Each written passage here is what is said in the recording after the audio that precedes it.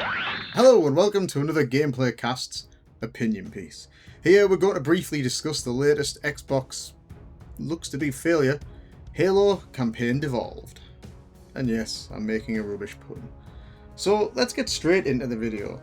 How did the Halo phenomenon start?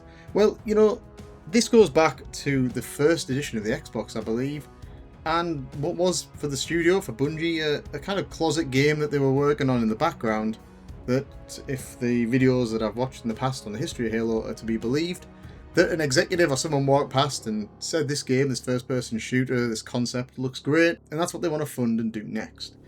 And really from there, Bungie created what probably is the seminal game that made first-person shooters mainstream. And what I mean by that is I think up until that point, first-person shooters had always been a bit of a mouse and keyboard kind of PC domain, but this really brought it home to consoles and really is the main reason why I myself ended up getting into the Microsoft sphere and buying my first Xbox. I used to work for a game store at the time, and yeah, it was phenomenal. And to be honest, the Xbox 360 at that time probably was the peak. I don't want to disrespect the PlayStation 2, but for me, the 360 really was the pinnacle of gaming. It was the right balance between graphics, game quality, the quantity of games, and the start of the Wild West console internet days. Let's fast forward all the way to the end of Bungie. The company wanted to grow, so they left Microsoft's shackles. And fair enough, you can kind of understand them at the time. Obviously, that's probably not worked out very well for Bungie if you look at them now. But hey ho, hindsight is 2020. Then comes in 343 with Halo 4. Now, Halo 4 is a game that, you kind of want to like it. And there's a few bits of the game that are decent and that you kind of enjoy and it feels familiar. Except it just isn't that great, really. The didact, it's poor. They kind of retconned all of the sort of mystery out of the Forerunner lore. And I don't think Bungie were necessarily down with that, and I think I've seen Bungie creators come out and say it wasn't a good idea. But something I've learned from sort of novels and kind of age and experience now, I'm looking at things, is that when you take the mystery out of something, when you define everything, it does kind of kill it. It sort of kills the magic. I think you need some level of mystery and sort of question to help drive engagement and make the world feel a bit more alive and a bit more mysterious and to wanting to know more. You always want to know more. If you define everything, it's kind of becomes a bit stale. They tried a bit with Halo 4. They brought in the new enemy types.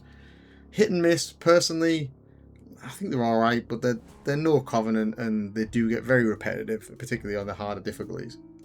Then comes the Master Chief Collection. Now this is arguably by far and above the best thing that 343 has ever done, and probably the most successful thing they've ever done. But if you cast your mind back to when it first came out, it was absolutely riddled with problems. Your online multiplayer, your co-op, it used to crash all the time. Even playing solo, the game used to crash. They had a lot of trouble with glitches, getting the servers to work, just getting the game to work. They really struggled, and it took them, I think, if my memory's correct, probably over a year to finally iron out all the kinks and problems and get the game to deliver what it was supposed to deliver from day one. Now since then they've added in a lot of the expansions, you can play Reach on it now, and I think it is really, it's the ultimate Halo collection. If you're going to buy anything, personally my advice, if you've never played Halo before, don't buy Campaign Evolved. You should probably buy the Master Chief Collection. But you can sort of see the cracks are showing here. Halo 4, we're willing to give them the benefit of the doubt. This is their Force Awakens moment. If this is the worst game they're ever going to make, fine. Master Chief Collection, it's a good concept, but it took them a year and a half to get sorted. Somewhere around then, Halo 5 comes out, and honestly, I think there was one mission called Halo Blue Team. That was the only mission on the game that was actually good. To be totally honest, you were in like a deserted old UNSC ship. It was like possessed by Covenant, and you were in a team of Spartans, and you were making your way through the ship to find an artifact or to salvage the ship or whatever it is you were doing, and you were fighting your way through the Covenant. And then I think you blow it up at the end to stop the Covenant from getting whatever it was. Or you salvage it and then blow the ship up to get rid of the Covenant. Really cool stuff. It's a shame the rest of the game wasn't like that. Spartan Lock, the Spartan 500s or whatever they are, rubbish. Just a boring team. All those kind of bits when you were Spartan Lock, just forgettable, pointless. And I just remember fighting that big warden thing about 3 times. It being exactly the same fight pretty much every time. Well, I do think one time I managed to glitch a tank over the barriers and just destroy it from a distance, which was good. This was the game, I think, where Cortana went crazy and totally turned on the UNSC and became the actual bad guy. Again, you know, no one who liked the original games is going to be a fan of that. Like, she's a beloved character, no one wants to fight against her. And equally, it's not believable that she would turn on the Chief, and I just don't see any story beats there that really got me interested and thought, hey, this is going to be good. And, you know, I've completed it maybe twice, and there's nothing memorable, and I wouldn't go back. Infinite comes out, and for a brief moment of hope, we get a multiplayer that feels raw. You're sort of getting Halo 2, Halo Reach energy from that, and you're thinking, they've cracked it. They've finally cracked it. And then the game comes out, and again you think, oh, okay, it's not too bad. You know, this open world thing kind of works. But then once you get under the skin of it, and once you get into the depth of the game, there is no depth there. You know, they didn't release new maps for more than 6 months. As soon as they brought the PC players in, the cheating and the glitches and the errors and the multiplayer for me just felt a bit completely. The campaign was just shallow and just did not really kind of kick off. It never had the Halo set pieces. I think the open world, you know, really was it just a gimmick in the end to do something different because they were struggling with ideas. We got this kind of weird, brute, kind of led army. Again, not particularly interesting. I think I gave it a good score. I might even give it a 7 or an 8 out of 10. But I think it's one of them games where you can play through some of the set pieces and there's bits that are good. But when you look at the connecting fibre, when you look at the storyline, when you look at what it is, it was very static. The world didn't really feel alive. There was no real random events. Once you took an outpost, it stayed like that. There was no counter-attack. They're all just the same, and it just needed a lot more time in the oven to get that concept off the ground. And it's a shame, because I think the mechanics were good, but pretty much everything else about the game, a bit lacking. And the game kind of, at that point, started to die, I think. So things were going so well with 343 that Microsoft rebranded the same studio from 343 into Halo Studios. There was a few senior members left and a few new ones came in, and obviously a standard amount of sort of staff rotation. But then we're getting these quotes now coming out, hiring developers that, quote, hated Halo, and the same old basically it's the same 343. So to get to the point of where I'm going with the video, and just to get into the final summation of what this video is about, there's a lot being said about this game's failed and Halo campaign evolved is rubbish and this, that and the other. And I mean, first things first, the positives are that, you know, it looks beautiful, it looks great. When you took a game that's that old and kind of give it the full makeover treatment, it's one of the greatest shooters ever made, and making it pretty is probably the minimum you need to do to make something quite good. However, they again totally seem to have misunderstood the assignment, and they've put all sorts of, you know, modern deisms and modern audience stuff in, and all the kind of rubbish that goes with that. You know, Queen Girl Boss on the start missions and all that sort of stuff. But really, all that's irrelevant, because whatever they did, it was never going to be as good as the original. Like, just think about what this is, right? We've got a studio that is, even if you're being the most charitable definition for them, they're pretty average to poor.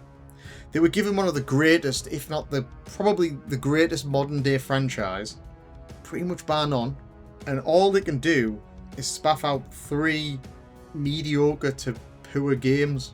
Do you know what I mean? Like, or games that are just okay. They never hit the peaks that Bungie were able to hit with the same franchise. And that's just got to come down to the staff. So it doesn't matter that you've rebranded and changed the name.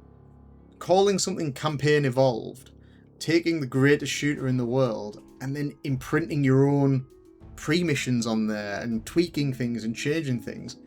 For me, that's like taking the Mona Lisa, buying the Mona Lisa, and then going, I'll get your paint palette out and I'll just add a little bit here. Just think about the mentality that it takes to do that. You have the skeleton and the muscle structure for the greatest game ever made, and you think, we could add some missions to this. When I say that out loud, it just makes me kind of speechless for a second. I'm just like gobsmacked. You wouldn't do that, particularly, and here's another nail in the coffin for me, you wouldn't do that in exchange for not having multiplayer. Because although the Halo 1 multiplayer was never really lauded, it's, you know, no one's ever going to go, oh, Halo 1 had the best multiplayer. But what Halo 1 did was it created the foundations that Halo 2 was built on. And a lot of people I know used to go around and have LAN parties on Halo 1. It was excellent. It was a really, really good game to play with multiplayer. Yeah, Halo 2 took it up you know, to unbelievable levels. But Halo 1 was the game that got everyone doing that in the first place, and you've skipped it. So you've designed your pre-missions with, you know, your modern day characters. You've messed about with the campaign, and you've not included multiplayer. You know, any classic Halo player wants to play Blood Gulch. You just do. If you put that in there with a modern day remake, you could put some classic maps. You could do all sorts of stuff there. Have a bit of fun. Have some inspiration.